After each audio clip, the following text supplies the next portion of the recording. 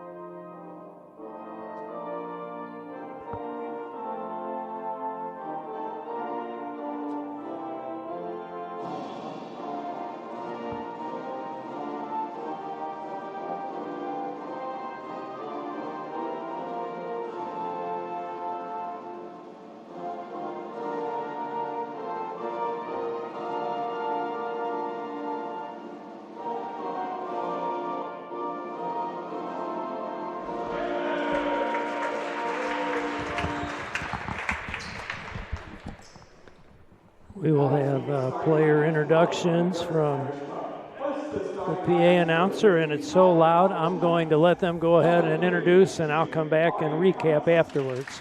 Number 8, a graduate student, Jonathan Pfeiffer. Number 11, a senior, Ethan Wolsterman. Number 12, a freshman, Brady Gladakis. Number 20, freshman, Cameron Dodger.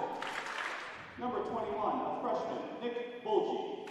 And starting out with number 4, sophomore, Parker Steele. The Knights are coached by Spencer Frederick, Mark Rowe, Charlie Crown, and Mackenzie Welsh baptized. And now let's meet the starting lineups for your Fontbonne University Griffin. Number 3 from St. Louis, Missouri, a junior, Logan Irving. Number 6 from Fort Worth, Texas, a senior, Alex Getz. Number 8 from Acton, Missouri, a junior, Sam McAllister. Number 12 from San Jose, California, sophomore, Demetrius Allen. Number 23 from Chicago, Illinois, a sophomore, Josh Lundberg. Number 35 from Santa Cruz, California, a super senior, Cameron Gray. And starting out there from Woodville, Illinois, a freshman, Ryan Rose. Your Griffins are coached by TJ Ford, a taking leader, Tony Brooks, Nick Cash, and There's 2 McAllisters now. One of them got adopted or whatever. I don't know which one it is, though. I'll find out. All right, so let's go ahead and recap those starters for Calvin University. Number 3, Ari Padmos. The libero will be number 4, Parker Steele. Number 8, Jonathan Pfeiffer. Number 11, Ethan Wilsterman. Number 20, Cameron Dogger. And number 21, Nick Bolchi. And for the Griffins, 3, Logan Irby. Number 6, Alex Gant. Number 8, Sam McAllister. Number 12, Demetrius Allen. Number 23, Josh Blumberg. Number 35, Cameron Graves. And the libero, Ryan Rhodes. Glad to have you with us here as the Griffins look to break a 3-match losing streak. They played a very good match against a tough team last night. Tryon came in, they defeated them 3-0, but all the sets were close, and Fontbonne played very well, especially the first 2 sets. They were right in there till the end. And Calvin came in, and last night they also played. They beat Wabash in a 5-setter. Again, very close sets. They came away with the victory. We're ready to go, and it looks like first server will be Cameron Dogger, the setter for Calvin.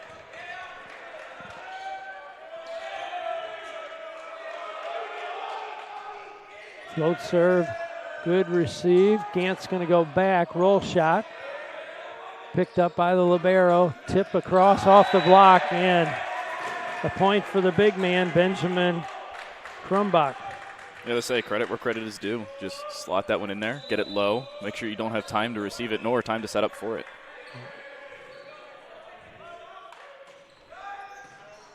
That's going to be a tight one, but they get it and get that ball to Blomberg, and he gets the kill.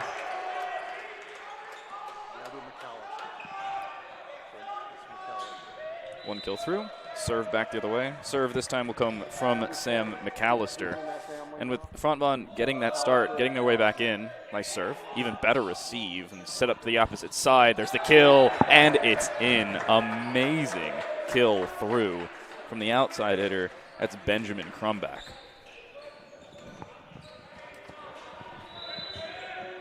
Two serving one. It will be Ari Padmos. They go middle again, blocked and kept alive. Diving save by Steele. They'll just put a free ball over. Gant can pick his choice, and a good choice going to Cameron Graves. That is a great kill from Cameron Graves. Even better set, you have to be honest. That's really well set up. You have the bait, you have the switch, you have the kill. 2-2. It will be Blomberg to serve. Good hand receive right on target. Strong side hit. It's dug, goes over, and it hits the line. Well, Sam McAllister on that one. And sometimes you'll take the luck play. Hey, it's better to be lucky than good, but you have to be good to get lucky. Ah, there you go. Blomberg serve. That's a tough one. The setter Dogger got to it. Back set, and once again, Graves is just pounding that ball. Okay, it's just unfair when you have that high of a vertical. This is, I don't know how you're supposed to defend that, especially when you can get up there. You have time to set up your shot, and then you're that accurate. It's just not fair. And he's not that tall, 6 foot, compared to a lot of other guys on that court. That's a deep serve, but they get to it. They go to their right side, and once again, it is Krumbach with the kill. It's the first block we've seen go out of bounds, at least thus far in this game. In to serve, Andrew Pagatti. Oh, check that. That's number 11. That's Wilsterman. Again, Graves. This time he's dug, and they're able to keep it alive. Graves gets the first ball, tipped over, a low set, but they play it across. Gant with that dig. Graves going to go for a tip, and that works. We call that conditioning in some other sports. You're so used to a player doing something, you're way too prepared for them to do that thing. And then, when they don't, you're just not prepared for it. Amazing conditioning from Fontbonne. Even better, we'll say pseudo kill on that one. Pseudo kill, yeah. Graves down the line. Hit out of the back now. Oh, wow. A late dig there by Rhodes. And I think that one went to Illinois. yeah, got all of that one on the swing from Demetrius Allen. It'll be 4 serving 5, and that is Benjamin Krumbach.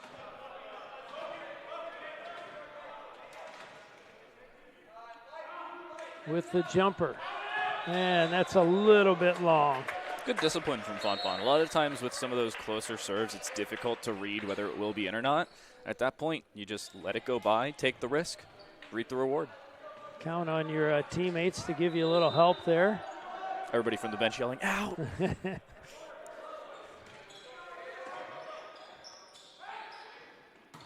Off the top of the block. Good dig by Jake McAllister. And Lucas Brown on that kill. Fontbonne again keeping things different. They're adding levels of variation, diversity in their play, and it's forcing predictions out of Calvin that ended up being wrong. Oh, no. They tried to go short, but McAllister puts it into the net. So each team now with a serve out here in set 1. It's me when I try and do something fancy. It's tough to get a good short serve in there. Jonathan Pfeiffer with the jumper. Oh, that's tight. Good job by Gant going up and actually winning the joust. Quick set middle and blocked right back into his face by Logan Irby. Ooh. And Gant may have gotten an elbow in the head when Irby came down. Yeah, it looks like he's going to have to take a second on that one. I wouldn't be surprised if he's fully subbed out here. They'll take a second, and you have to be concerned. I think it was through the net as well. So. Oh, that may have been, yeah. Yeah, especially with how far in front. I think he's bleeding as well. You can see the towels on that side. Alex Gant, take a second. So will the teams. Well, we make sure he's okay. Well, Gant's a senior from Fort Worth, Texas. Hopefully that's something he can bounce right back from. It looks like we will have Tenjis Kelly come in and do the setting for the Griffins. He is a 6'2" junior from Chesterfield, Missouri. Played his high school volleyball at Parkway West. You know, interestingly enough, I was looking between a couple of these teams, and there are a lot of players from California playing today. We've got Jonathan Pfeiffer, who we saw earlier from Lakewood, sorry. If I remember correctly, there's one more. Kyle Snook from Fontbonne, from Arroyo. Yeah, Cameron Graves is from California also. Big rip, but a little bit long. Was there a touch? No touch. Just over top of the block, and that one just goes beyond the line. Very, very close, but Fontbonne will take the point. 9-5. As usual, all the Calvin players put their fingers up asking for a touch. They don't get that. Irby with the serve. Hit out of the middle, and that one's going to sail long. Two separate kills that just go a little bit too far, and it really helps when you can get up. We've seen this earlier from Cameron Graves, where he gets about 9 feet in the air and is able to just hit it straight down. You don't have that angle, you can't have the kill. 10-5. Down the line, good receive. They'll go to the back row, and that goes into the net. A few hitting errors here. Yeah. Has put the Knights behind 11-5. 3 consecutive hitting errors in, well, 2 specific places. 2 way too far. The other one, the set was a little too far behind that line, and you just can't get the kill you want. Oh, and an ace now to add to the troubles. Logan Irby comes away with an ace, and that will lead Coach Spencer Frederick to call a timeout for the Knights. The Knights are in their first season of volleyball. Calvin started men's volleyball this year, so obviously Coach Frederick is in his first season. He played volleyball, and you'll like this, at University of California, Santa Barbara. So my partner Dan Roedier mentioned how many players from California. We have a coach from California. Yes, sir. And after he played in college, he actually played at the club level over in England and Sweden. His assistant coaches are Mark Rowe, Charlie Kraut, and Mackenzie Welsh Vasquez. They are not all here. He does have one assistant with him today. As we're mentioning coaches, let me tell you about Fontbonne, of course, head coach TJ Gorvra, Braxton Payne, his assistant, Kyle Deutschman, and graduate assistants Nate Pash and Tony Brooks. And I don't believe they are all here. I think I would recognize Nate Pash. I don't see him. But Fontbonne in control early on in set 1. I should mention we play 5 sets. The first 4 go to 25. You have to win by 2. If it gets to a 5th set, that one only goes to 15, but again, have to win by 2. Logan Irby still on serve. Jump floater this time. And they'll swing out of the back. Dig by Graves. Tight set. Block right back to the Griffins. They'll go to him again. And off the block, Lucas Brown converts. Talking about some backgrounds earlier, you were talking about the Calvin University Knights. Calvin University is in Grand Rapids, Michigan, about an hour from the capital of Lansing, so not terribly far, but still a distance from St. Louis. There's the top spin, yeah. Another ace for Irby, and he's really switching up his serves. He had the floater last time. This time he went with the top spin. And the line drive topper as well. Yeah, and I think the receiver was going to take it with their hands. All of a sudden it's dropping on them. Oh, went with the top spin there, but a little bit too long, but a good run of serves for Irby. 14-6 now in favor of the Griffins. Just for some context, it was 7-5. There you go, tight. Bullshee serving for the Knights. Brown is blocked this time. Give credit to Wisterman, along with, I believe Dogger, the setter, was with him. Seldom is there a solo block. They doubled up there. Float serve. Nice receive, run the slide, and it is Blumberg's time to get a kill. You know, one thing I have to say about some of those floaters is you have to have it predicated with a lot of either quick line drives or toppers, or the team's just going to be ready for it. They're not driven into a repeatable float or drive or dropped set, so you have to expect something similar to be received. That was Kelly on the serve, and big rip from the strong side hitter. That was Padmos. Ari Padmos he was the leading hitter for the Knights last night in their match with 16 kills in the 5-set win. Wow. There's a tough floater. That's going to turn into an ace for Dogger. Just difficult to receive. Floater with some weird side spin I think it had. It's difficult to get behind it and or reorient your arms for it. You just hit it a little too hard. You got to give, and he doesn't. Well, the floater doesn't look that bad, but it's like a knuckleball in baseball. If you get good movement on it, it's tough. Yeah. And it could, dip, go side to side as it approaches you, and it makes it hard, like you said, to get that platform behind it. What's going on here? I am not sure. Referee's having a conversation on the close side with both the captains. And just Kelly and Cameron Dogger, the setter. Coach is having a conversation, I believe, an assistant coach as well there for Fontbonne. And now the referees will get together. Is this a baseball game? Usually the volleyball referees don't have a committee meeting. I don't think there was any appeal, but there may have been from. Especially on that shot that went like a quarter mile out of bounds. Right. Well, our R1 is Joe Flanagan. He is a veteran official, as is our R2. Huh? Somehow this ends up. Nope. It'll be the Knights, and our R2, I started to say, is Brian McClure. Two veteran officials here. Dogger serving. Long way for Kelly to go, but he gets there and gets a good set. Wow. And Graves somehow is able to finish that. That set looked like it came from the bleachers.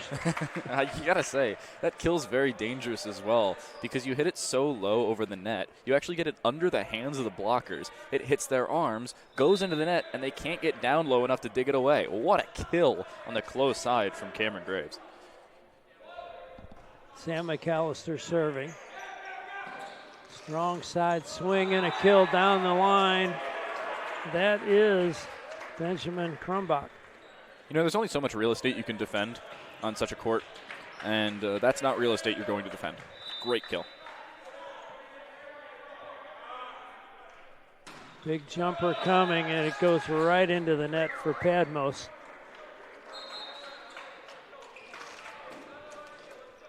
Well, in last night's match, we had a flurry of serve outs throughout.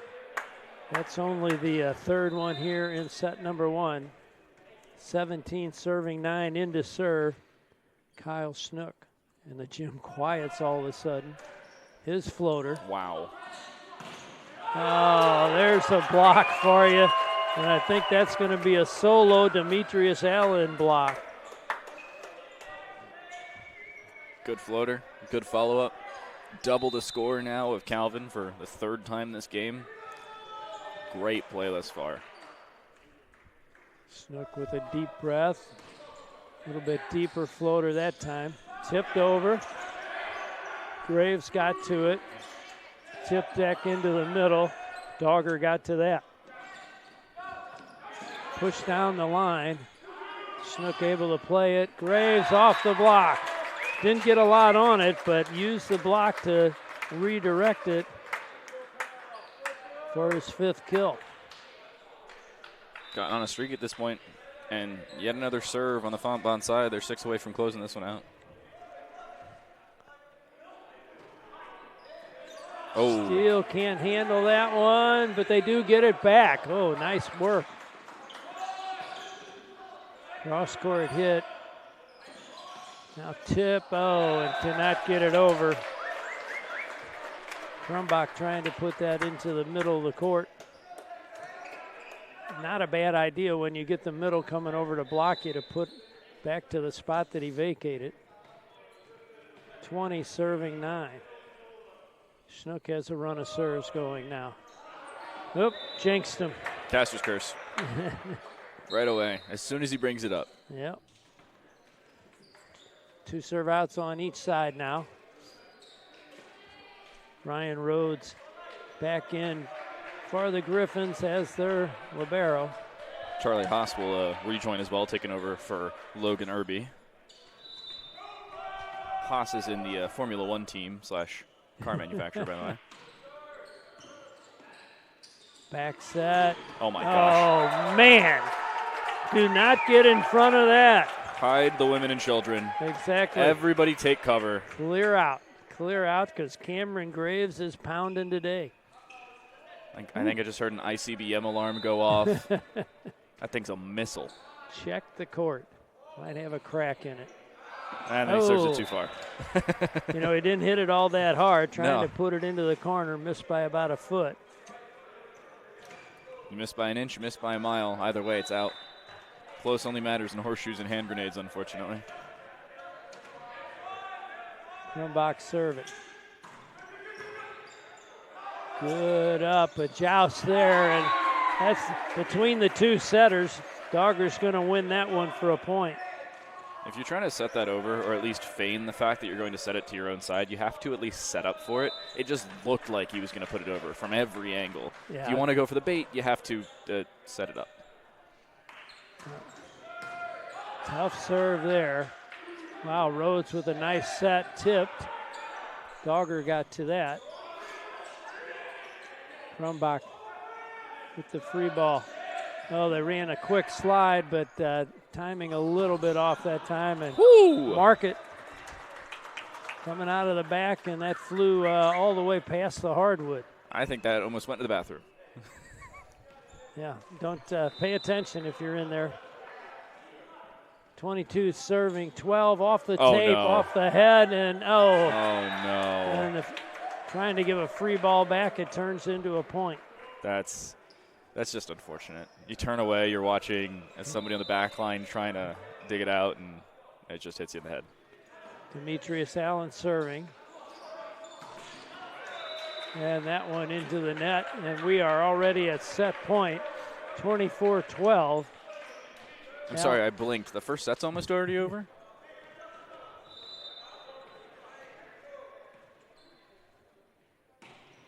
Off the tape. Again. Played up, and they'll go to the back row once again. Kelly will set strong side. Cross-court hit. And that was Sam McAllister to finish set 1 with a 25-12 victory.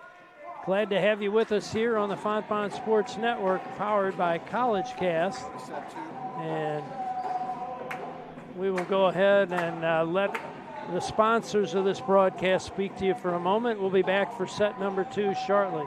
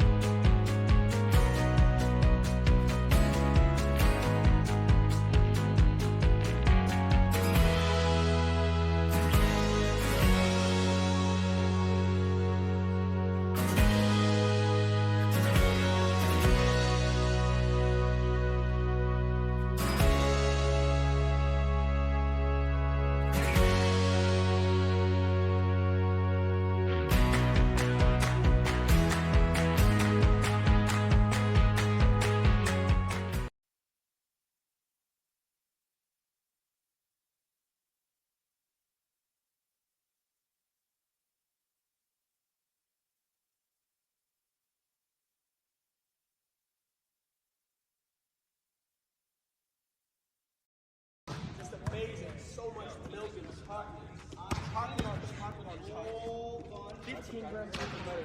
Yeah, I know. 15 grams of protein. That's amazing. We work hard. We play hard. We refuel with chocolate milk.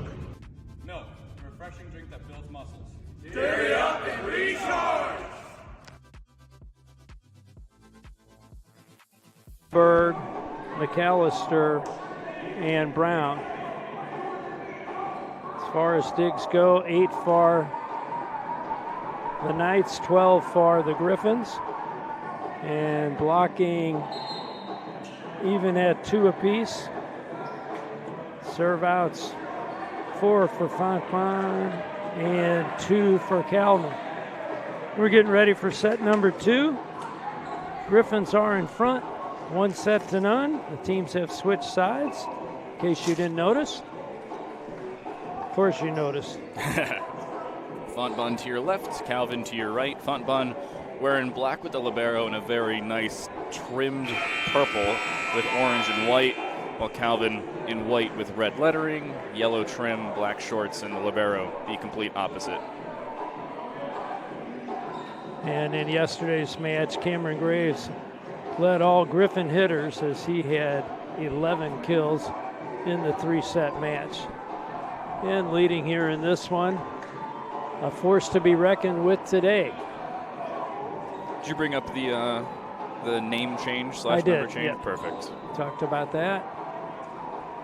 Dan's keeping me in line. Thank you, Dan.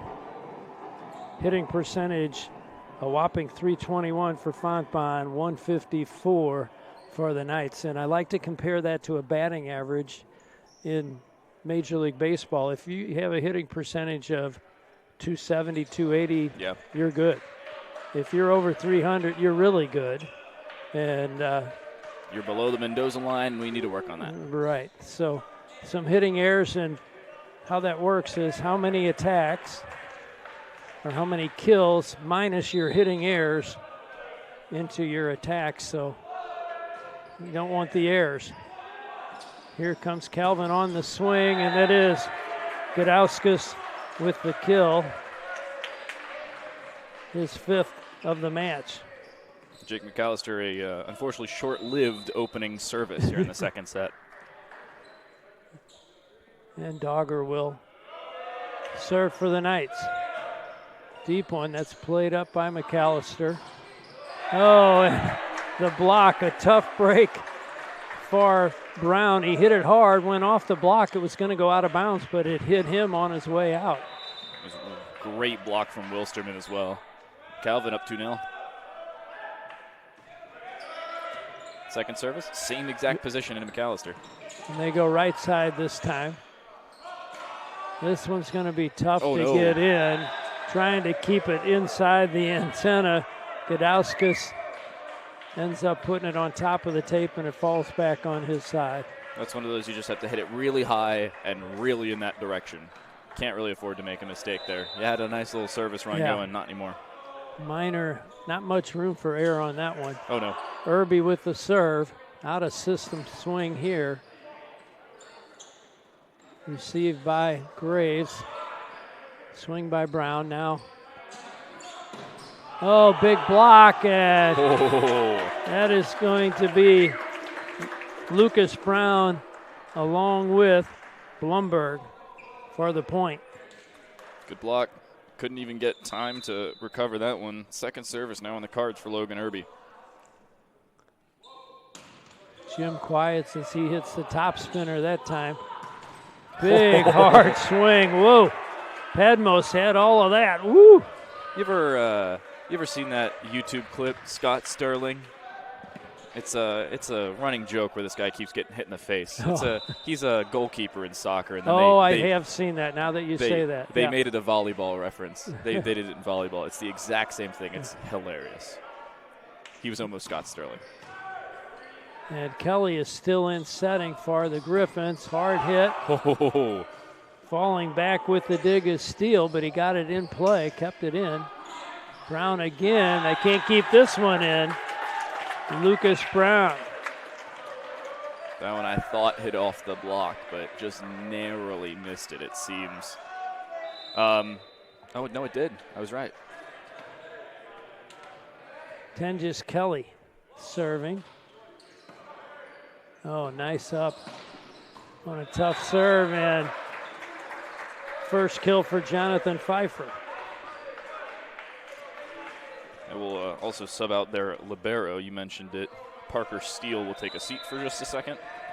Serve now to Ethan Wilsterman, the aforementioned blocker from earlier on this set. Oh, it's going to be an over receive, and the finish out of the middle, Nick Bolchi. Got to say credit where credit is due. As soon as that over receive goes right over the net, instead of bumping into setting into an immediate kill, they go straight for the kill. Don't let the other team get ready and take full advantage. Right, all those hitters love that overpass. Blumberg is blocked, but he's able to play it up again. Another block, and they keep this one in. Oh, wow. They Wow. do. Graves somehow snuck that in there with the back set for a point. What a dig as well on the backside by McAllister. That is an insane reception, and he unfortunately gets subbed out, but he deserves to play the rest of the set for that one. What a way to give the Griffins a point. Oh, my goodness. And it is now Sam McAllister serving. They go middle, and Bolchi's heating up a little bit, gets his second kill. Step in the right direction. Both in this set. Didn't hear from him in set one, but not sure he got many sets. There's a jumper, and Rhodes gets it to Kelly. Low set, but they're able to keep it in play. Tip blocked. Dogger gives it to the back row. They'll hit an easy ball across. Tight there, the block is going to get it. Dogger along with Bolchi.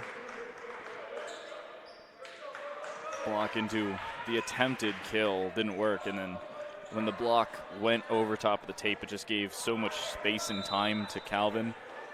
They basically had a free ball. Padmo serving. Tight. Oh, what a set by Kelly. And once again, Graves has the finish. And Graves, again, just varying those kills ever so slightly. And sometimes that slight alteration is the difference maker. That's a great kill right there. Again, just a little tap over. Happy Gilmore said just tap it in. Apparently, it was Cameron Graves who said just tap it over. And using all his different shots to score points. Off the block there. Oh, can they save it? No. Behind the bench. McAllister throws his teammates out of the way trying to get to it, but cannot. Got to put his football pads on to get through the rest of the team like that. 8-5.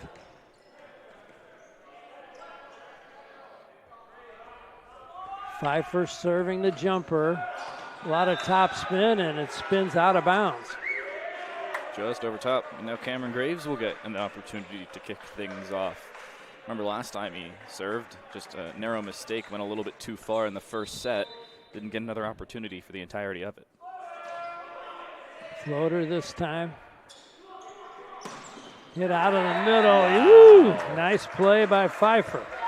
Ryan Rhodes, the libero, tried to make contact with it. He did. The unfortunate part is he cut off Sam McAllister, and McAllister couldn't make a good play on the ball.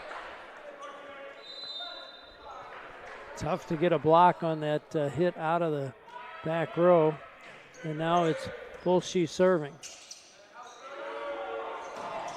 Oh, there's a good swing from a tough position.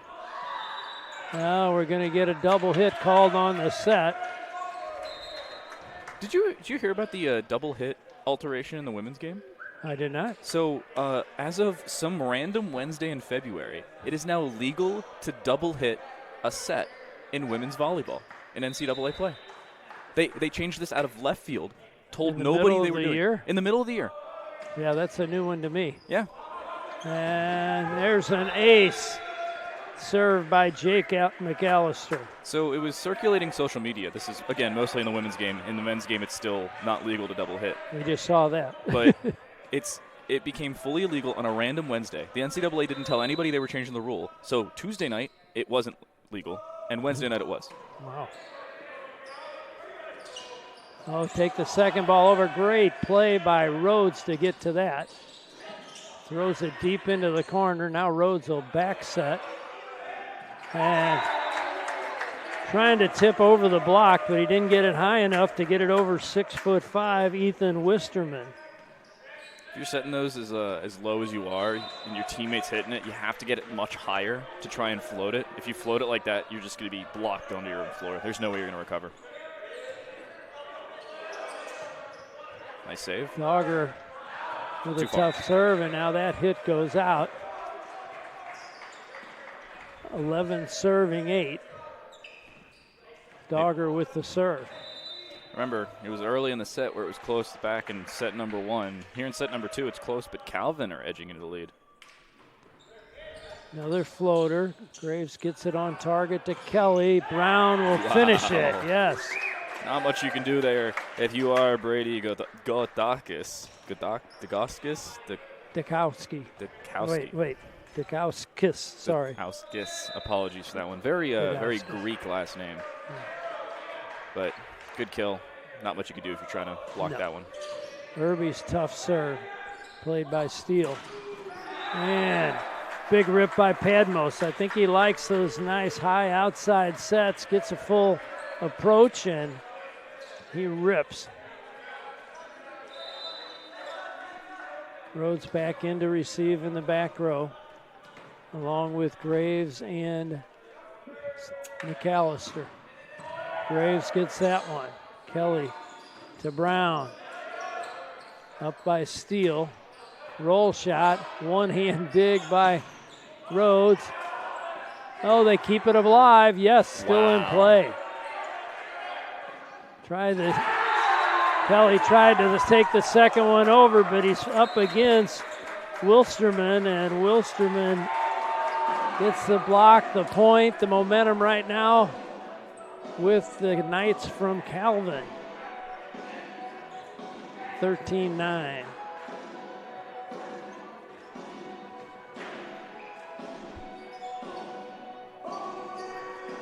A reminder that the Fontbonne Griffins will be back in action. They get Sunday off. They take St. Patrick's Day off. And hopefully not party too much so that they can be ready for Monday's contest right back at home again. And we'll be here to bring you that Monday against the University of Health Sciences and Pharmacy. And they are having a very good year. I think their record at this point is 13-6. A lot of young players on that team, and I'm sure Fontbonne will be looking forward to that matchup. So, how's the timeout turn for them? That's the real question. That's right. You have to take your time, realize that you've played very good thus far. The extent of your lost points here have really been either mistakes on the blocking side or difficulties communicating on your front side. If that can change, you're in a much different position. But if not, well, this set could end before you know it. And there you go, Wow. The coach's point after the timeout. Godalkis puts it deep.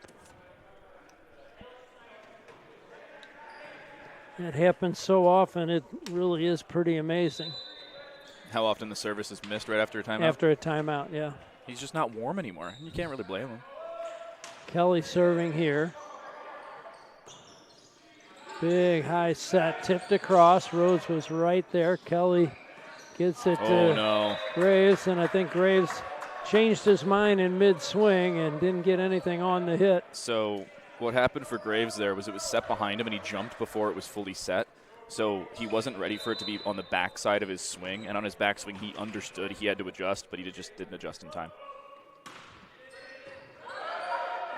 Oh, and that's going to be an ace for a Wilsterman. Like I said, This set could be over before you know it, and it seems like that's the case right now.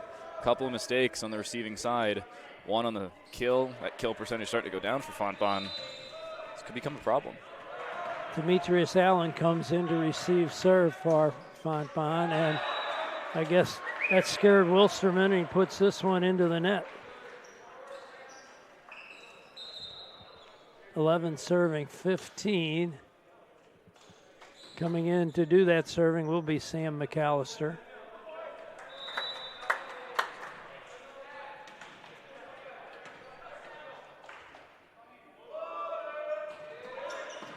He goes with the float. Hit out of the middle too long. They did get another set to Bolshe, but could not convert. 12 serving 15. Fontbonne a little bit of a resurgence in this second set after that timeout. Yeah, they lost a couple points in the meantime, but they're right back in it. They go back set and just overpowered the Diggers there. Once again, Padmos. Stepping into serve now as well is Ari Padmos. So hopefully a step in the right direction for Calvin. 9 points away from the set itself. Still a lot of volleyball left to play. Good up by Rhodes. Oh, strong side, Demetrius Allen. I think that's his first swing of the day, and he left no doubt with that one.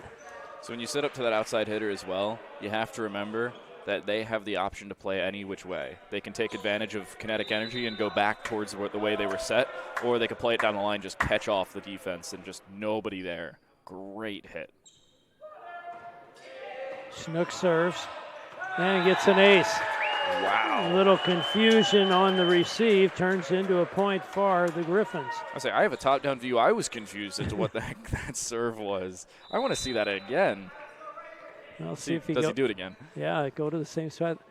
Calvin really receiving sharp. They're about midway back on the court with their 3 receivers, but they really haven't been beat deep. Hard hit, but able to get the return. The Griffins still in play. Out of the back, off the block, Kelly with that. Nice stop by Snook, knowing to come in and set, and Graves, well done all the way around. So Graves waited for the set to be fully set up there and had a much better jump into the ball rather than jumping and then having to recover to the ball. That was much better discipline, good learning from your mistakes just a couple points ago. And Snook, realizing that he is the alternate setter, stepped in there and got a good set. Oh, what a one-hand dig, but it won't stay in. Good try back there by McAllister, but just too much on that one. So I don't have my volleyball handbook sitting right next to me, but correct me if I'm wrong. You can go outside the poles and play on your opponent's side as long as you're outside the poles, correct? And you have to bring it back to your side. And then you can play it over between the pillars. Okay. Yeah. Rose gets under that, but it's an overpass, and making quick work of that. A rare swing for the setter, Dogger. When that serve is as low as it is, it's very difficult to properly receive, especially with how quick it went. Pfeiffer again, and that's out by about 5 feet. I think that thing started in the stratosphere and just barely returned to orbit. I think a 747 went by as well. Well, the jump serve and the big hard serve is risky, but you do get some reward with it. Graves served this one. And again, Pfeiffer's just swinging. Runs the pipe right up the middle, out the back, and scores deep. And I think that's the fifth separate kill thrown directly to the feet of Sam McAllister, where he really cannot do anything. Nobody has that reaction time. Rose with a good receive. Little back set. Nice defense. There's a block. Padmos is there to get that one up. Tipped. Not going to go far enough into the net. Griffins with the point. Down by 2. I'm going to be honest, even if that goes over the net, it's probably blocked anyway, and there's not a heck of a lot you can do with that. You don't hit it high enough, not too high. And again, you were indicating that you were trying to set it up from the start. You weren't baiting with the fact that you were, hey, I'm spiking or I'm hitting, and then I go straight for the kill. Allen serving. Padmos with a roll shot. Kelly gets to it. Brown's hit is long. Good recognition from the libero of Parker Steele, making sure, hey, that's already out. They've done the job for me. I don't have to do too much work in this one. 20 serving 17. Cameron Dogger, the setter, serving. He's from Holland, Michigan, very close to Grand Rapids. And that is out, no touch. No. 21-17. Mr. McAllister will rejoin. And he'll play the front row as Brown will head to the bench.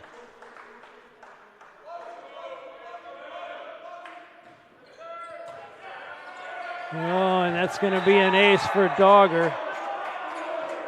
Second of the match. Timeout called. We'll get a timeout from Fontbonne.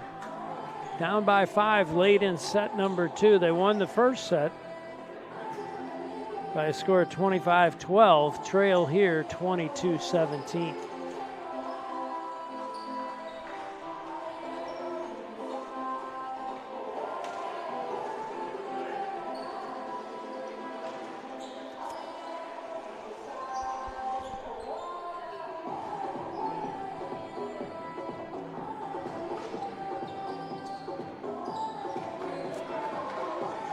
Well, in this set, the Calvin Knights hitting much better, fewer hitting errors. In the second set alone, Pfeiffer with 4 kills, Padmos with 4 kills. And neither of them had a kill in set number 1, so big difference there. And both of those guys are some of their bigger hitters, Padmos especially. He led the team in their match last night. So he's back on track, and Griffin's trying to figure out how to break the serve of Cameron Dogger. He's been fairly clean thus far today. Won't be easy. Oh, he's going to get another ace. It's our first back-to-back of the day, I believe. You are right. They have 4 aces, 3 by Dogger. Is the S in his name set for server, not for setter? Is Yeah, that why there you go. that is? Another tough one. Kelly goes a long way. Oh, they gave a barely out, just trying to get it over. And that right there was a game of inches. it is set point now. Dogger making it tough on the 3 receivers. Not that time, though. Switched it up and went deep and out. You know, I should have a tally for commentators' curses from Buzz today. Yeah, there we go. Making it tough on the 3 receivers as he overshoots them all. All right. Logan Irby. Griffins want to run a serves from him. They need it. Set middle, and that will finish set number 2 with a kill from Ethan Westerman. This one goes to the Knights by a score of 25-18. So we're tied at a set apiece. Headed to the 4th set. We'll be back momentarily with the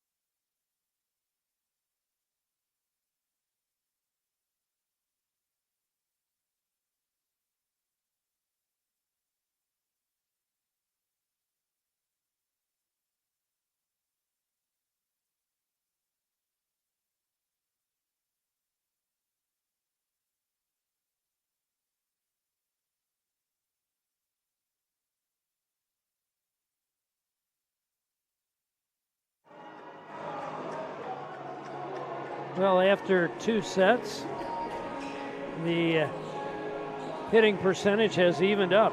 Both teams hitting 109, so a big drop for Fontbonne, a little improvement for Calvin, and the hitting errors in set number 1 were mainly made by Calvin, and in set number 2 by Fontbonne. So this could be a crucial set here. Who can win set number 3 and take a 2-1 advantage? Leading all hitters with 9 kills, Cameron Graves.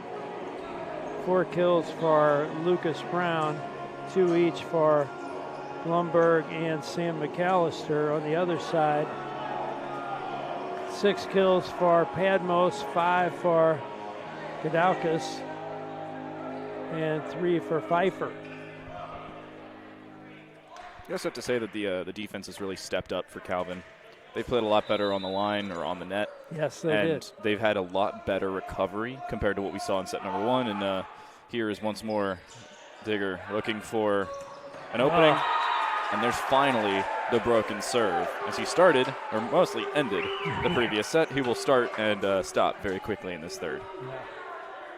Got a good pass. They give it to Blumberg in the middle, and setters like to do that. When they get a good pass, you get all your options, and they took advantage of that. Oh no. And the setter, Tengis Kelly, serves into the net. Tied at 1. Gadaukas will serve.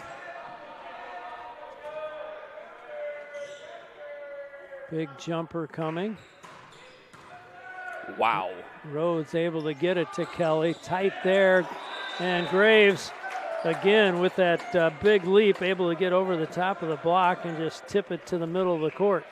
He doesn't get as much over top of the block as he gets around it. They were set up for directly in front of him, and he just sets it to the side. It's a really well set up kill. And honestly, it's just, again, a tap required, but in the right spot, and he finds it. Yeah, got to have some good peripheral vision, and he saw that. Here's a roll shot. Tight there. Kelly got to it. And Graves, they get a tip on it. Point to the Griffins. So Graves, I think, hit the leg of the outside blocker on the backside. It didn't hit the line, but it hit like his left calf, which was sitting out of bounds. And that's how he ends up getting the point. Wow. Good eyes. Dogger goes with the back set this time. McAllister with the dig. Oh. And no. Woo! Look out. Cameron Graves. Okay, so I think I found the strategy for Fontbonne. So there's this guy on their team. I think he wears number 35. You just set it really high to him every single time. Even if they know it's coming, there's not much you can do about it. It's like a 45-inch vertical. Tip in the middle. Wow, Rhodes read that and got to it nicely. Oh, they're going to go this side to Demetrius Allen. Again, a good set. This one, down the line, well set. And Cameron Digger was in the general vicinity as well. Same zip code, just not the right address. Yeah, see what I did there? Got it. Dogger gets a good pass. They come out of the back, and flying out of that back, Gadaukas will get the serve back to the Knights. You know, they should have a giant warning sign that says, danger, miss-hit receives, could go into the crowd. Yeah, that got in there fast. Wilsterman serving. Rhodes again. Boy, he's receiving serve nicely. Graves gets it to Kelly. They go middle, and a kill. Wow, on the line as well. Blumberg. Well, he's got 2 sets, 2 kills in this one. 6 serving 2. And now he will do the serving.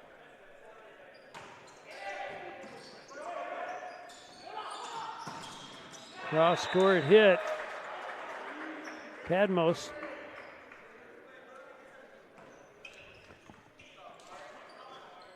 Both teams taking advantage of their big swingers. Get them the ball as much as possible. See, deep receiving setup here for Fontbonne. That's not something we're seeing as much from Calvin. No, Calvin's really playing him short.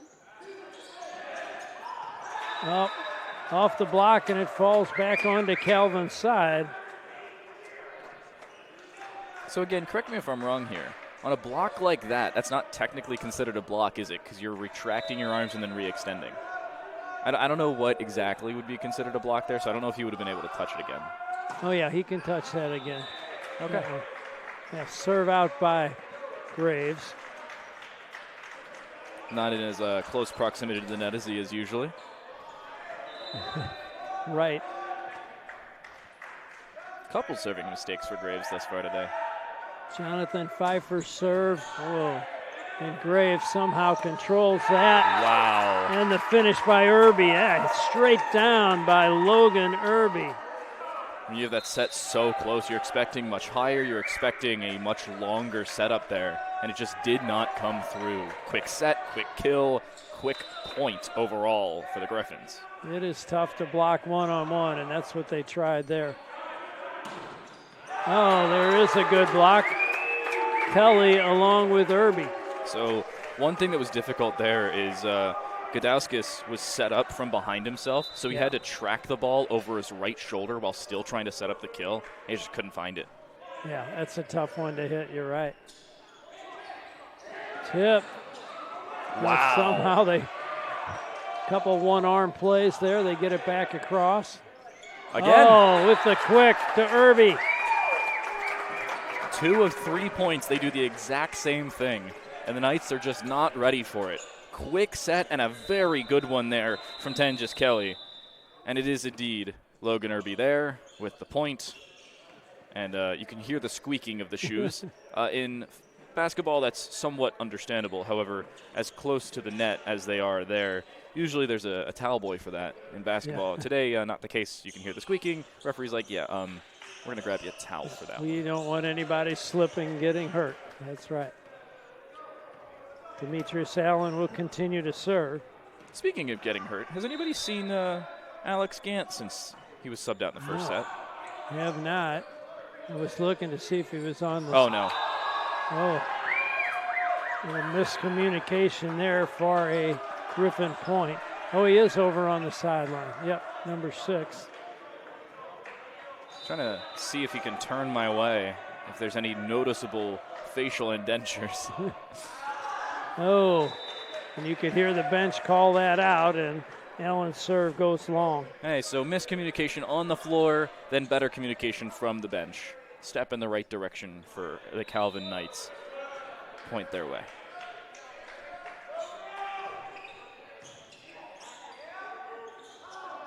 Wiltshire serves. Brown's hit is dug, and slide now.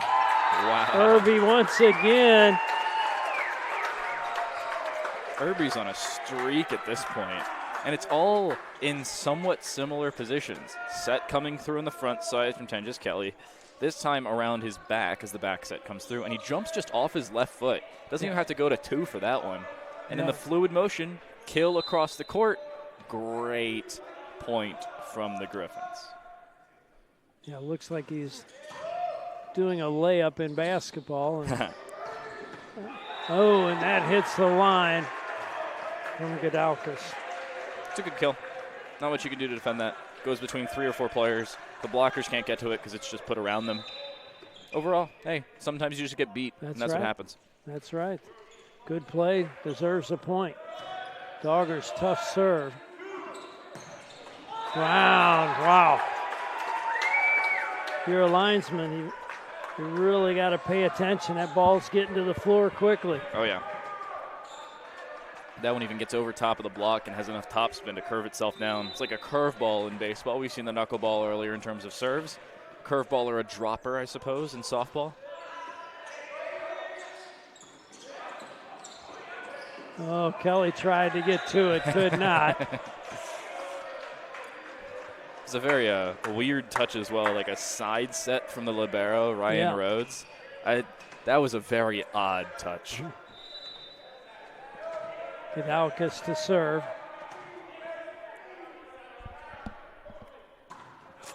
Ooh. Once again, very deep. I'm going to say that's out by... Let's see. 15 feet, maybe more, 20. Free throw line, I think, is 17.5 feet, if I remember correctly. So 25 feet. He almost got it off the hardwood in the back that time. So on the right side of the screen, just barely off the court, towards the baseline of the basketball court, says Fontbonne University. That dotted the I of university. There you go. Roll shot. Kelly has to take that, so Rhodes will set. Graves and Tool the block for another kill. I'm going to have to get my calculator out for this. Just start counting by twos or threes at this point. He's got so many. Up to 14 now in set 3. We still have at least 4 to play. Oh, that's basically the same play. Yeah. So I talked about this a couple points ago. The set over your shoulder is very difficult, but if it's a set to you and your dominant arm is away from the ball, it's much easier to receive. We see that from Graves on one side, and then the follow-up on the complete opposite side for Calvin in back-to-back points. Wilstermann serving. Just tipped across. Now blocked for a point. Cameron Graves. That could not have been closer to the line on the block as well. Graves pointed it out that it did hit the line as he came down. He was making sure. He was just making sure that the officials saw that, which they did. We've seen everybody complaining about every official in the game on social media. I think volleyball officials usually circumvent that. Schnook serving. One hand set and big swing. I still have to say that is one of the oddest serves I've seen. Where it is. Sets both of his feet, completely turns his torso 135 degrees, and just swings through it. A lot of times he's got side spin on it. I haven't seen it that much today. We saw it last night. We saw one of those earlier. And that one into the net. It seems like as soon as Fontbonne gets off to a little streak, they just continually run away with a couple of these rounds. And there's just no recovery from Calvin. As soon as they go down, it just seems like they shut down. Well, I will tell you something. Oh, there's the solo block, one-on-one. Irby comes away with that one. And Griffin's definitely blocking better in this match. So I did read about the Calvin match last night, and I may have the numbers slightly off here, but Calvin was up in the first set 24-19 and ended up losing that one 27-25. And then when they got to the third set, they were up 14-9.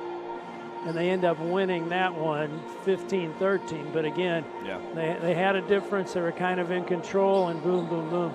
Kind of let go, let down, made some errors maybe, and all of a sudden it's tight or they're behind. So this is the second back-to-back game in 2 nights for Calvin, and a little bit of a trek out towards the St. Louis area. Playing, was it Wabash last night? Wabash last night. And just barely winning that 3-2.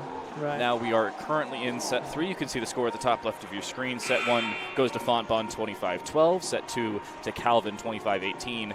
And now after the timeout here in set number 3, Calvin's timeout, it's Fontbonne not only with the serve, but with the lead 18-9. Back at the service line is Cameron Graves. We've seen a few mistakes from him today. I believe 2 individual with a third triggered mistake. But you were talking about it. Service mistakes after timeouts are indeed a commonality. We'll see if Mr. Graves is very warm still after that timeout, or if he hits it long. No, he'll slow things down. I like that. There you go. Got it in there. That's the important thing. Oh, off the block. Padmos. Your goal with some of those services is really put Calvin out of position, force them to recover with an extra touch, and not make that kill as easy to come by. That just doesn't go through. Sometimes that happens. Good recovery from Calvin.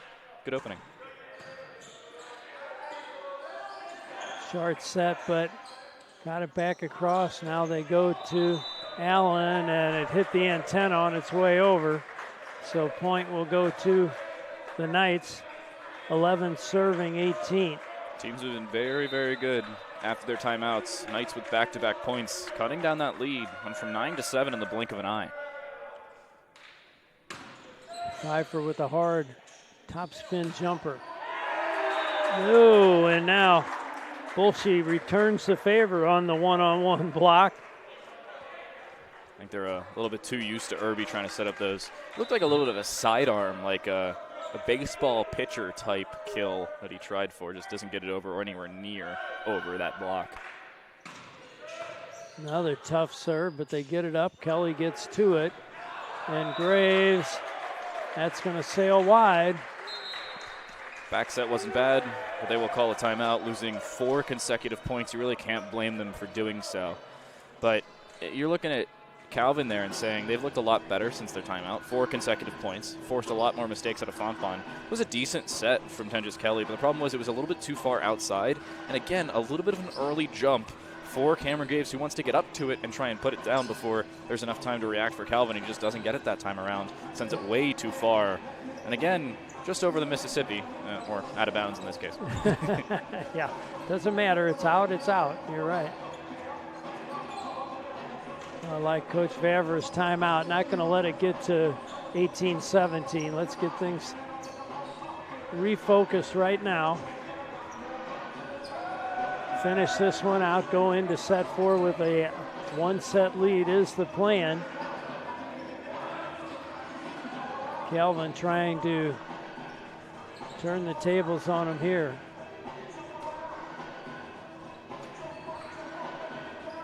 All right, we got Dan dancing. Look out. Getting ready for that St. Patrick's Day party tonight. Oh, yeah. Happy St. Patrick's Day, by the way, to everybody who celebrates. Happy random Sunday in March to everybody who doesn't. That's right, all the Irish and the St. Patrick's Day Irish. And the college kids. Pfeiffer. Rhodes gave a good up. Irby eventually got it down there. Padmos had the initial dig, but they couldn't get to it in time to get it back over. Ooh, this Tyrone Ely coming into the game for the first time today. We saw Tyrone last night in set 3. He came in. Is he exclusively a late set 3 player? No, not necessarily. And this hit by Padmos long. 20 serving 13. Tyrone Ely, the 6'6" freshman from Collinsville, Illinois. Not too far away, over across that Mississippi. Allen serve again. They go middle, and that one's out. Just narrowly out. When you're trying to avoid that block, you still have to keep it in bounds. You either get blocked or you block yourself from getting a point. Yeah, sharp angle on that one. Try to get away from the block. Allen, some good movement on that serve. Padmos with the roll. Cameron tips it. One arm over. They'll take it to the setter. Slide. Irby is dug. Tipped. Graves able to get to it, and a free ball back. Long rally here. And hit wide again, so 3 hitting errors in a row. Puts the Griffins at 22-13 on top, and will also be a timeout. Everybody's calling a timeout. I mean, you can't really blame them. That's 4 consecutive points for both teams after their timeout. After a timeout, it was 18-9, and Calvin picked up 4 straight, and then Fontbonne called a timeout at 18-13. And then after their timeout, they pick up 4 after, albeit a few mistakes from Calvin. But on that specific point, I want to focus on one thing. Cameron Graves, again, trying to set up way too much and too early with that kill. Again, jumps a little too early, was below his peak of his jump before the ball got to him, and then just had to tap it over. He would have had a great position if he jumps, again, a little bit later. He seems like he's getting ahead of himself. Looks like me when I was playing in like phys ed in high school. Just like jumping for joy before, you know, the high school teammates would try and set me up. Albeit my high school teammates were significantly worse at setting than his teammates currently are. But it's still, albeit slightly comparable. Well, and they make a good point. So having course, now Kelly is setting, and they're used to Gant being their setter, so it may be a little bit different there. But having a consistent ball put up for you makes it easier for you to get your approach consistent. You also have to remember, for all of you who are just joining us, Alex Gant, number 6, the 6-foot senior, the only player from Texas in this game, from Fort Worth to be specific, was out with an injury after one of the first 5 points of set 1, has yet to return to the game. So Tenjis Kelly getting a little bit more time on the court than he maybe would otherwise. Float serve by Allen. Strong side set. Allen with a dig. Oh, nice play. Free ball. By Irby going up and getting a hand on that, and now the kill. Padmos got a hand on that. Tried to pull it back, but too late. I think either way it would have gone in. I Padmos do too, yeah. Hits his right arm, taps out, but if it doesn't hit his right arm, it almost certainly lands in. It's 5 consecutive points after now 2 timeouts. That's also the first unsuccessful timeout and just barely a serve over the line from Demetrius Allen. That's one he'll want back, but that's a 5-point streak from Fontbonne. And I'll say it again, the first timeout thus far today where the team that calls it does not score the point after. Right. That's a stat for you. Don't need ESPN for that one. Tip by Allen, played up. Ely gets a set. He just throws it into the middle. Roll shot. And there's Irby with another kill. He having a set here. 6 kills in this set brings him to 7 on the match.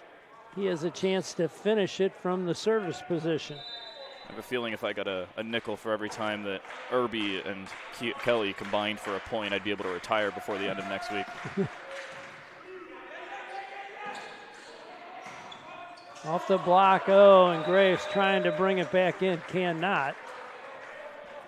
Padmos with that kill. So it's unfortunate for Graves. He's going over, trying to recover, but in doing so, his teammate slightly makes contact with it, and he has to adjust before the ball gets to him, just doesn't have the opportunity to do so. Dogger serving, and he's got a good one. Again. Oh. Bloomberg, and the finish with the Griffins taking set number 3, 25-15. They now lead 2 sets to 1. We're glad to have you along with us here on the Fontbonne Sports Network, powered by CollegeCast. We will be back for the 4th set. A 2-1 lead for the Griffins.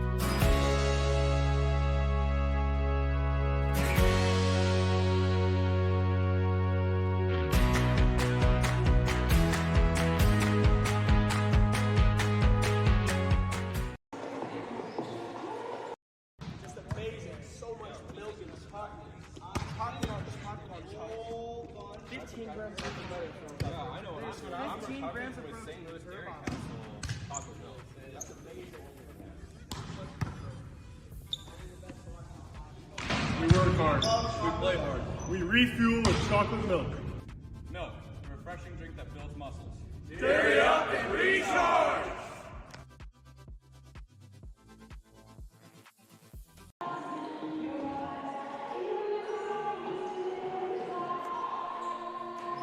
All right, getting ready for set number 4. Fontbonne on top, 2 sets to 1, and after that 3rd set, Fontbonne improved their hitting percentage up to .224, while Calvin dropped down to .086. Going into that set, both of them had a 109 hitting percentage. So a few more errors made that time by Calvin, and that leads to another victory. We saw 3 hitting errors in a row in the middle of that set that helped jump Fontbonne back into the lead. But I would not say this one's over just yet. This still could go 5. Calvin came on strong in set number 2. See if they can respond again here in set number 4. Hey, all I'm saying is that the team that's been on the right side of the court has won every single set. There you go. If I'm right, which I am not usually, so I'll take advantage of it if I can still make a prediction. Calvin's going to win this set. They'll swap again. Fontbonne wins set 5, and they'll win it 3-2. Calvin will play 10 sets in 2 days and go dead even on them. Again, this is all me predicting things that are mostly based off of superstition, with the right side being right.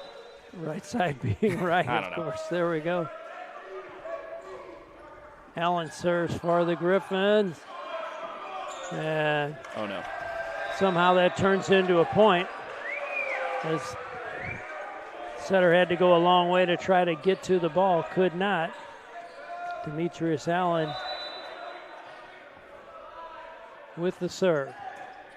Low pass there, but they get it up, and that's going to go off the antenna. Padmos trying to save it as he runs into the scorer's table. Low reception, low set to the side by Digger, and just not much you could do there. Quick run through for everybody who's just joining us. First set, Fontbonne wins 25-12. Second, it's Calvin, 25-18. The third was Fontbonne picking it up 25-15. They are currently up 2-1 in sets, and currently now up 2-1 in points in set number 4. After a little bit of an errant serve from Demetrius Allen, goes a little wide left. Ari Padmos serving for Calvin. A lot of top spin. Rhodes plays it to his setter. Tip. They cover that. Second ball over, and Allen had to dive to keep that alive. Bolshe with the kill off the shoulder of the Digger. Cameron Graves needs to I would say move his head a little bit quicker on that one. He may need some facial reconstruction if he gets hit in the face like that too many times, or at least too close to the face. 2-2. Off the tape, they play it. Yeah, it'll be Brown on the strong side for his 6th kill of the match. I wonder how accurate you could be trying to aim off the side of an opponent's block. I feel like that would be really good. Also, the score at the bottom left is wrong. Yes, Fontbonne just got that point. There we go. Strong side hitter the other way, and Pfeiffer delivers. While we have a second, by the way, a massive shout out to the team here at Fontbonne. We've had stats provided to you by the stat team at the scorer's desk directly across from our current camera position. That's the reason Buzz has been able to give you all the numbers. That's right. And it's also the reason we have the scoreboard at the bottom left of the screen. We don't have to update it every single time. Speaking of updating it, Fontbonne are back up into the lead. Net serve by Pfeiffer. And it'll be Tenjis Kelly, who's done a nice job since he came on early in that second set when Gant got, I think, an elbow to the head. And that one is out. Way out. Looking to see if there were any touches. None called. Oh, no. I think they were aiming for Michigan. They forgot it's their drive home tomorrow, not where they're supposed to aim their hits. Kelly's float. That's played up by Dogger off the top of the block. Allen gets to it. Brown will use the block to score again. Dogger again forced to set on a low hit and just wasn't able to get it in the direction they wanted, at least not precisely the space they wanted. That reception is so important when you're trying to open up on the opposite side of the serve, and you can see exactly why. Like that. Oh, yeah. Bolshe. As soon as Dogger has the time to set up the proper set, magically they get a point. Yeah, and a good pass leads to a good set that leads to a big hit. Bolshe now will serve, 4 serving 6.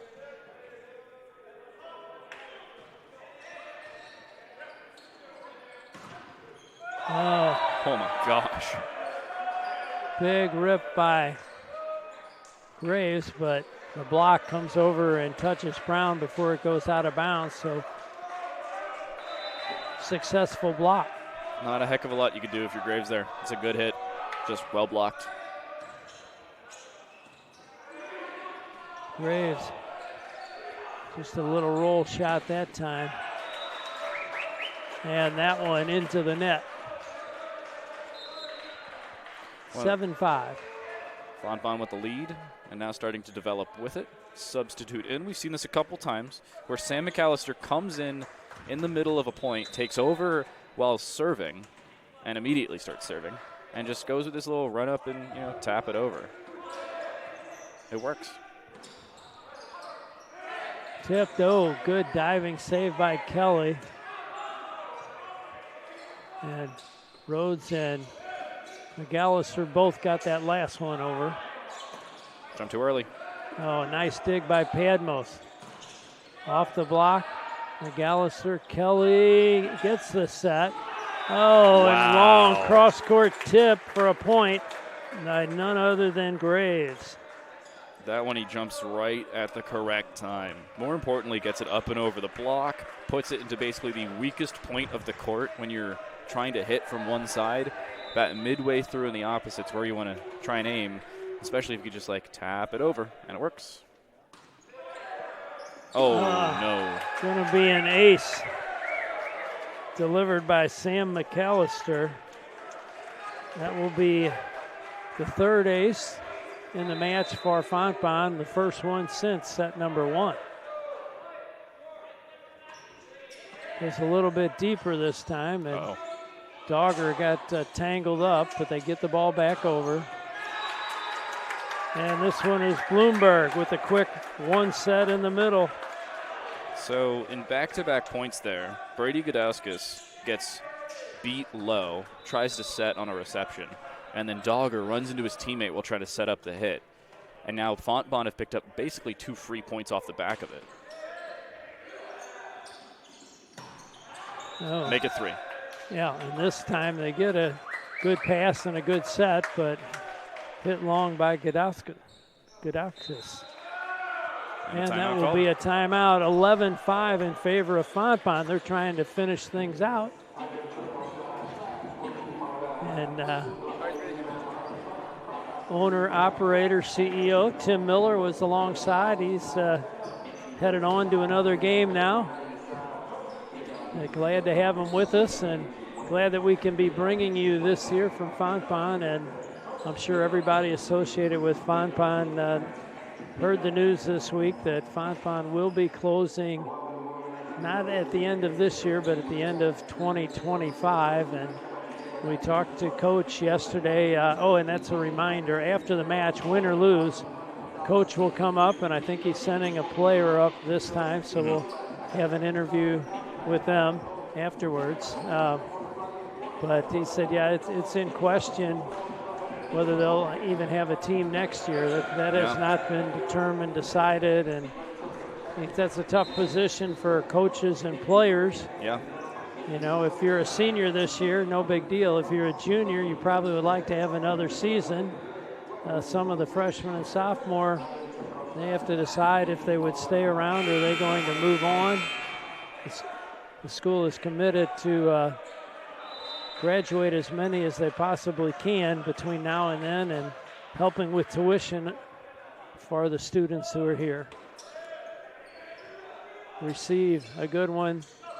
And Dogger, somehow, looked like a pinball machine. McAllister gets that one back. Graves covers that time. They set middle, and a point scored. Bloomberg. I will say it again. It is better to be lucky than good, but you have to be good to get lucky. And that is a great reception.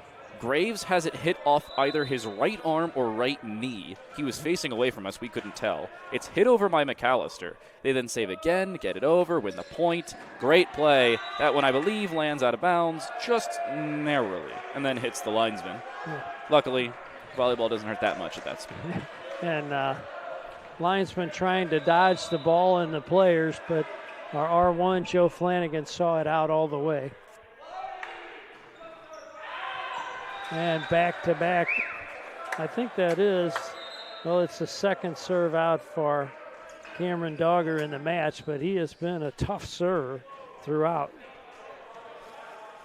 Unfortunately, he will not serve again until either A, the game ends, or maybe in the next set. There's a lot of time between now and then, maybe the end of this set if he gets lucky, but that's going to be minimum 5-7 points for Fontbonne between now and then.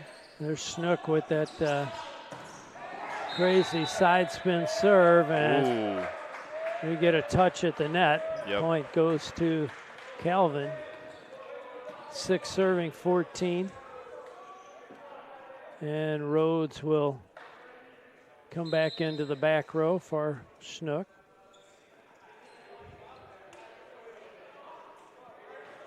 What? Did you see that? That's so the libero can come back in. Okay, that's what I thought. Yeah. Yeah, it looks funny, but Blumberg actually has to come back in, and then the libero. Oh! Wow. Graves up against Padmos, and Padmos wins that one with the block. There is not much you can do again if you're Graves there. You can't get it any higher, it's going to go out of bounds on the far side. You can't get it any further left, or it's going to go out of bounds on the far side. Can't get it any lower, it's going to hit the net, or you hit the blockers and you lose the point anyway. The worst of 4 worlds. Oh, man, this Rhodes has been outstanding on the serve receive. Padmos, a deep roll shot to McAllister. And Allen off the double block for a point. Again, I want to say it again. I wonder how accurate you could be if you could hit the outside of that block and intentionally have him hit it out of bounds. I mean, people are sometimes that good, but most of the time the blockers have that reaction time even while point blank. Graves back at the service line, though. And again, starting to tap it over after those mistakes earlier on today. Oh, nice. Allen did get the solo block, and the bench is going crazy. They love it. You can see it. We'll take a look. Look just beyond the lines on the left side. They're pulling him off the court as he's died off the back of that one. That's good. The dramatics getting the better of them. That's pretty funny. Graves with the serve at 15-8. Wow. And that was Godowski overpowering the double block for a point. 9-15. Wisterman serving. Oh, Ace right on the end line. Honestly, you're okay with taking that gamble, though, if you're Ryan Rhodes. It'll either be a free point or, yeah, they give over another serve. They're still up by 5. This is a point where you can still take that risk. And honestly, it's okay. It's 1 point. It's 1 point. Bounce right back. That's a good. Well, Hey, there you go. That one's well out.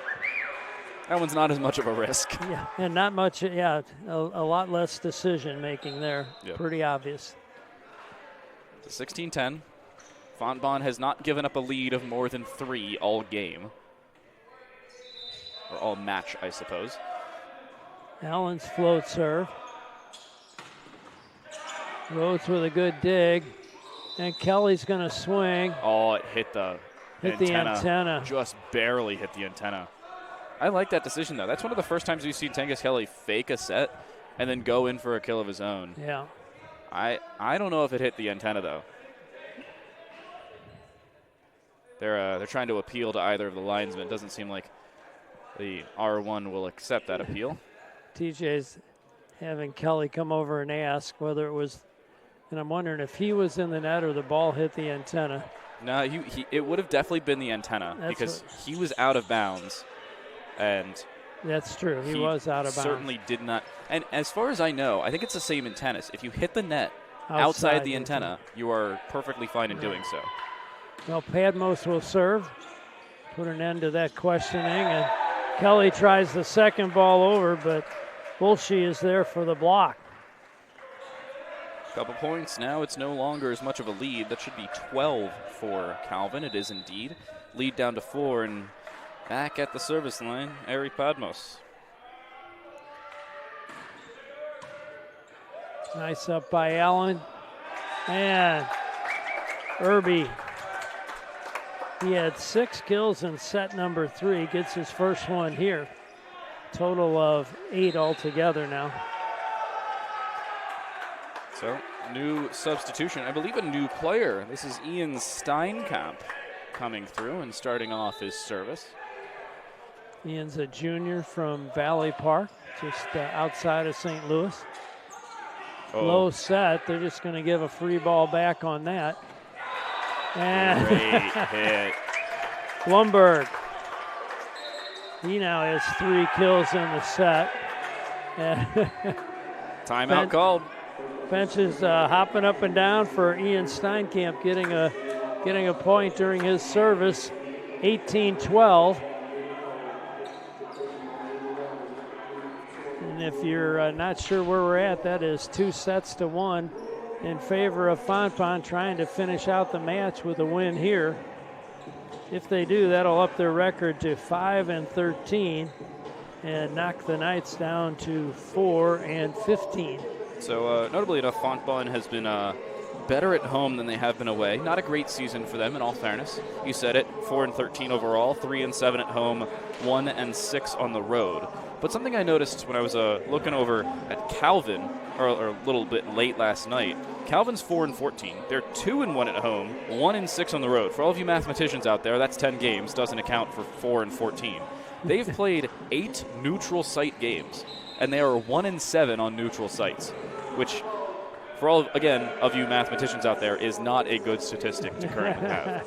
They are looking to recover both their away record at 1-6 and their overall record, which has been less than ideal. And Steinkamp will stay in the game while serving, and you heard the celebrations. Fontbonne 7 points away from closing out this match in 3-1 fashion. Again, the first 3 sets ended 25-12 to Fontbonne, 25-18 to Calvin, and 25-15 towards Fontbonne, with ours currently being at 13-18 as Calvin will take over the service. And Gradowski had a set that was behind him, but able to salvage that and just roll it into and there goes the Steinkamp. middle of the court. Yep. He was in for 2 serves.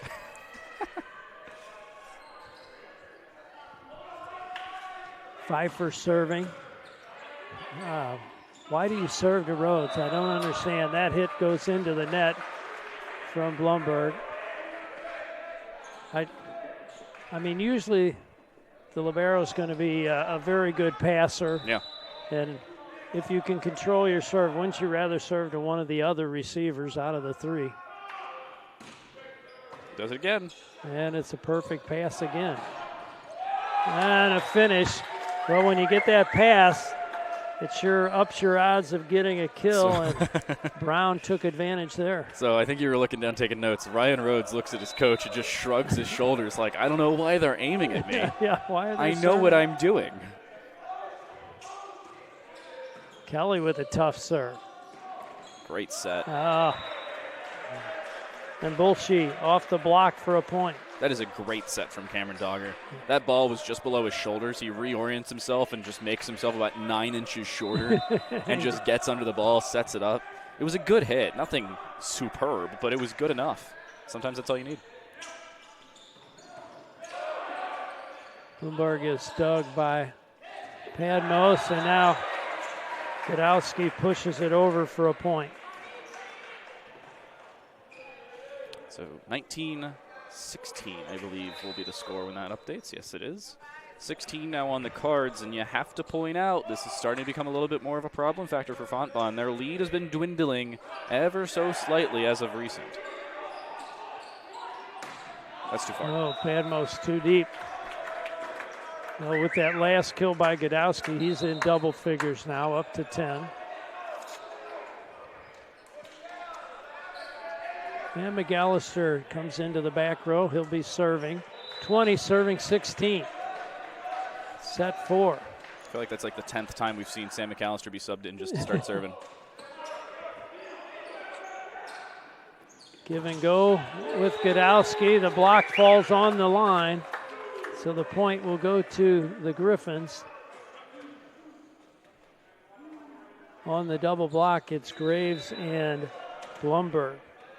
So notably, Cameron Dogger will be either next up or 2 up from Calvin for serving. So keep an eye on that if they start to go on the high side. Dump there. Oh. And that's going to hit the floor. Oh, he is up. Dogger's up now, and Dogger with a deceptive little dump there. Reaping his own rewards on that one. Good pass by McAllister. Oh. And Graves going to limit Dogger to 1 serve, getting that kill. He's up to 16 kills now. 16 kills in 4 sets. None of them going anywhere past 40, 45 points. That is an insane statistic, to say the very least. And now joining the game, Kyle Snook, who will take over on the service. Everybody watch this service. I want you to pay attention to everything above his torso. He just orients himself so far around. He just looks like he's trying to play shot put. That time he doesn't. Yeah, I was going to say he had a different serve that time. He seldom serves down the line, but he did that time. No way. Allen with a big swing, but it's too big and long. So it looks like Snook will be immediately subbed out. Yep, he's a serving specialist in this one. But I don't think you can go wrong bringing Rhodes in to receive serve. And it'll be a tough one from Godowski, or Godowskis. Oh, no. Screwball goes wide right. Snook, also the resident trash talker, yelling across the court at the whiffed serve. Graves with his serve. McAllister the dig. And Kelly with the block for the point. Uh-oh. Also looks like we have an injury. Oh, no. On literally the second to last point, or what may be the second to last point of the game. That's number 8, Jonathan Pfeiffer, who's been superb today. And it seems like the libero, Parker Steele, down as well. This is not good. Yeah, I think Steele's okay. He started to get up, and I think he's going to be all right, but not sure about Pfeiffer. So from what I can see, just outside the pillar on the right side here, just right where the camera is, the athletic trainer working on the left arm of Pfeiffer. It seems like his elbow may be the point of contact. Maybe they made contact together, himself and Steele. But he is he's not feeling great. Yeah. Well, hopefully it's something minor, and yeah, they're making sure that Steele is also okay. His teammates checking him out. Pfeiffer is a 6-foot grad student from Lakewood, California. You know, all those Californians, they can all play volleyball. That's what I was thinking. I've been doing a couple other sports here for Prepcasts and College Casts, and I've noticed that some specific sports have more location-based rosters. Like for 2 colleges that are objectively fairly small, to have 3 separate players from California, right, is pretty notable, considering we are nowhere near California.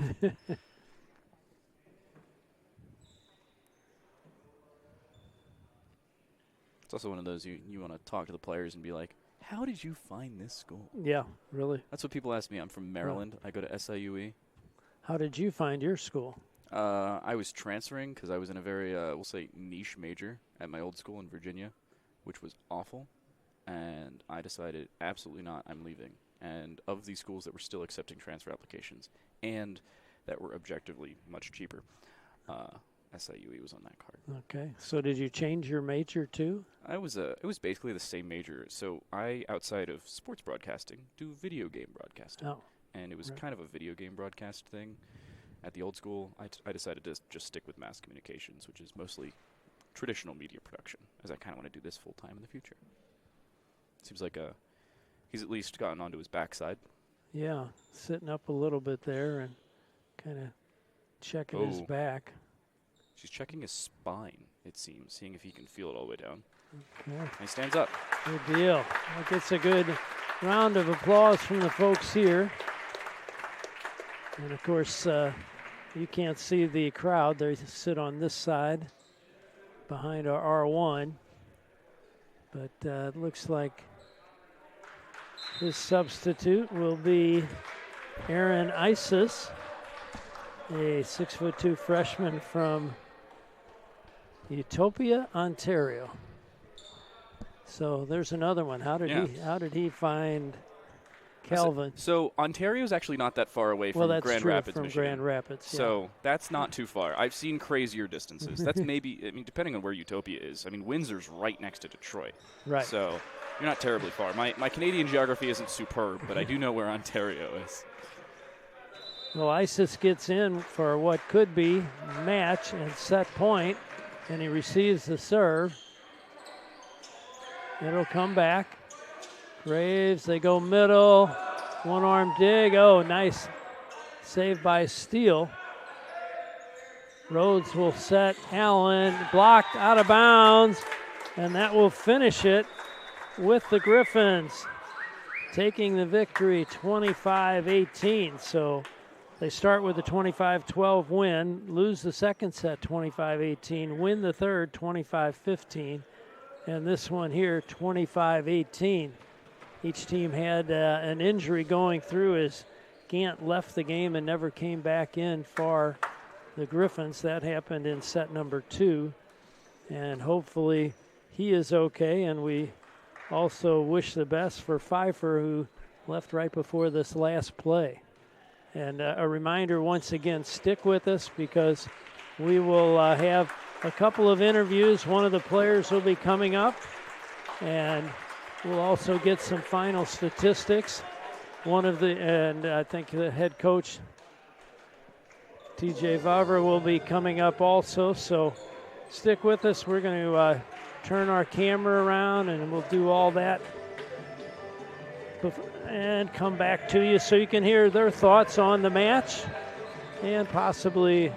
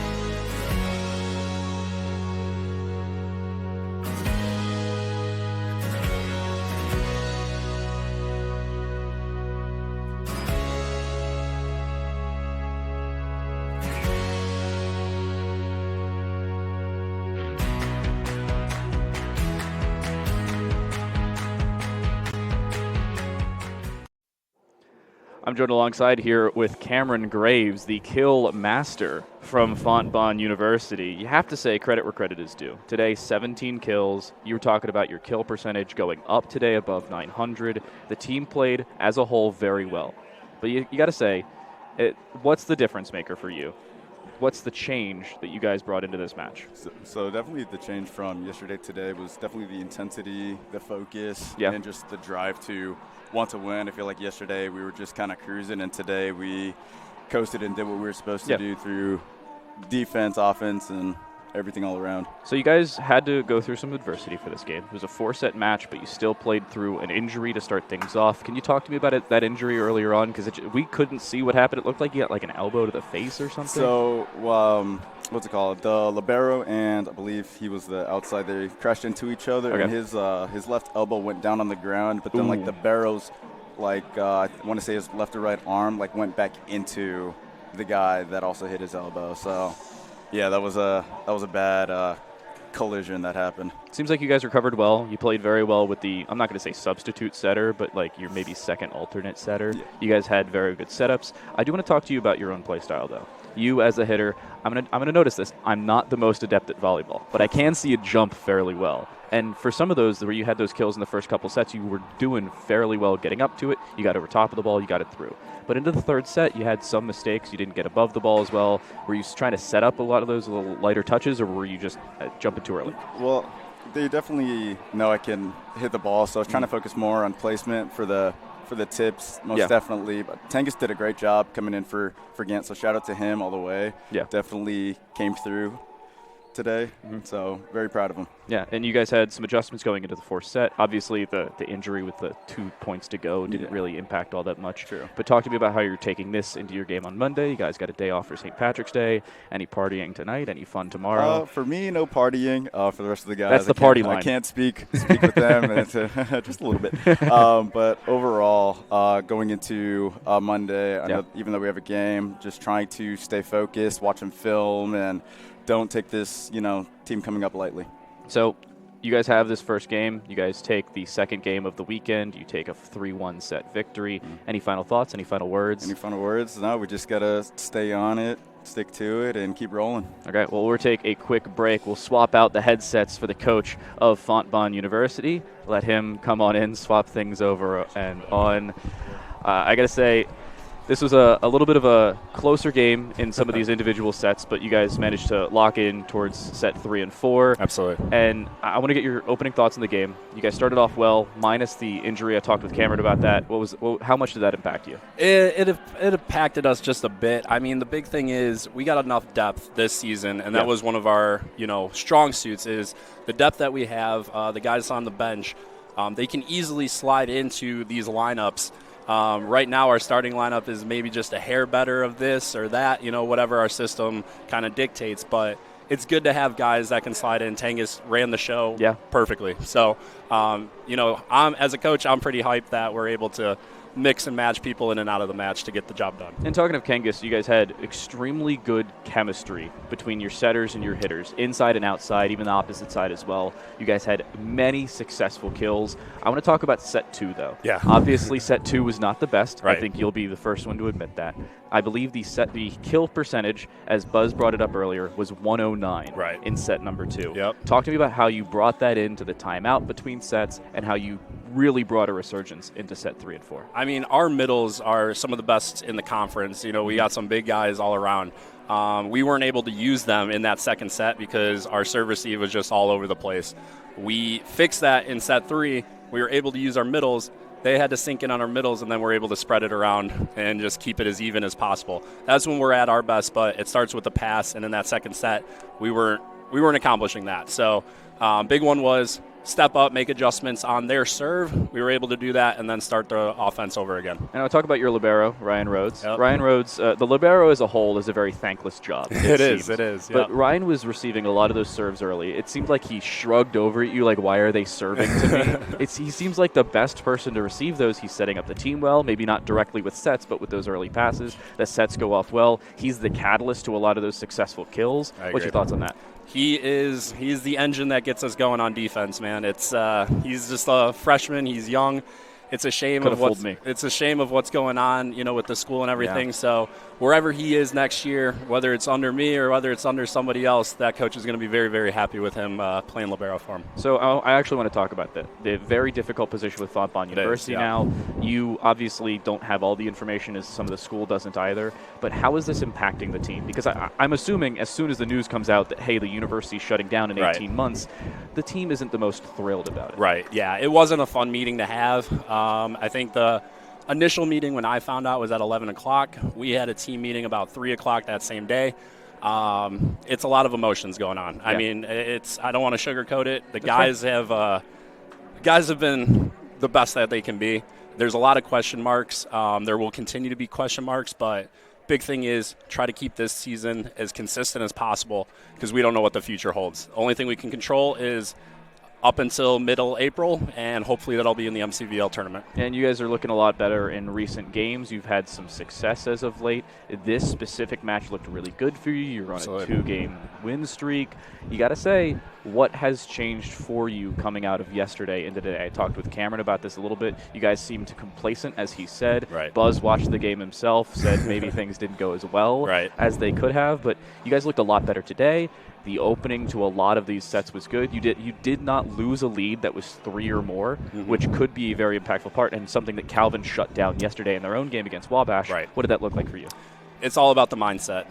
The big thing yesterday is when things got a little tight, and we talked about this yesterday, when things got a little tight, our freshmen and our young guys and our new guys started acting like freshmen and new guys, trying on the other side, acting more composed in those big moments. We wanted to do that today. We said, hey, even if we're faking it till we make it, we got to be composed in those big moments. And there was a couple timeouts that I had, and the guys were all upbeat and positive the whole time, and they came out swinging and playing aggressive, and that's all we can ask for. So I got a fun ESPN statistic for you. You know, these are the little intricate ones.